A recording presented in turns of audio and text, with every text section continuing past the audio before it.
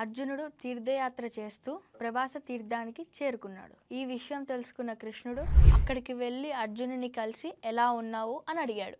మరుసటి రోజు ఇద్దరూ కలిసి ద్వారకకి వెళ్ళారు. అక్కడ ప్రజలు వారికి ఘన స్వాగతం పలికారు. కొన్ని రోజుల తర్వాత అక్కడ రైతక పర్వతంపై జరిగిన గొప్ప ఉత్సవానికి కృష్ణ అర్జునులు ఇద్దరు వెళ్ళారు. ఆ ఉత్సవంలో అర్జునుడు కృష్ణుడి చెల్లెల్ని సుభద్రను చూసి ప్రేమలో పడ్డాడు. అది గమనించిన కృష్ణుడు అర్జునుడితో, ఆమె నా చెల్లెలు సుభద్ర, ఆమెను వివాహం చేసుకోవాలంటే నా తండ్రికి నేనే స్వయంగా చెప్తాను అని అన్నాడు. అది విన్న అర్జునుడు సంతోషించి ఆమెను వివాహం చేసుకోవడానికి ఉపాయం చెప్పమని అడిగాడు. అప్పుడు శ్రీకృష్ణుడు సుభద్ర ఇంకా అర్జునులు ఒకరికొకరు ప్రేమించుకోవడం వల్ల వాళ్ళ రహస్య వివాహాన్ని అనుమతించాడు.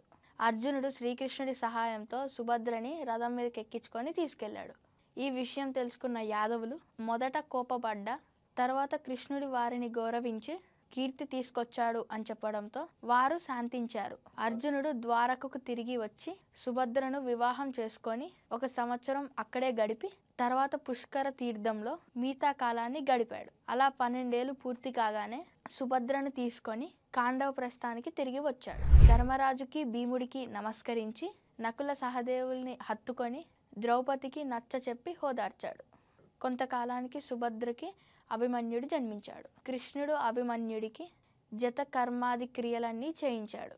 అభిమన్యుడిని అర్జునుడు అస్త్ర శస్త్రాలు వంటి అన్ని రకాలైన విద్యల్లో అతన్ని సమానంగా తీర్చిదిద్దాడు.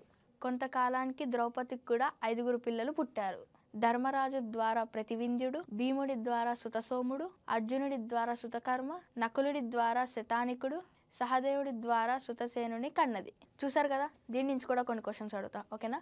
అర్జునుడు తన వనవాస సమయంలో ఎవరిని ప్రేమించాడు? సుభద్ర ఎవరి చెల్లెలు? సుభద్రకి జన్మించిన కొడుకు పేరేంటి?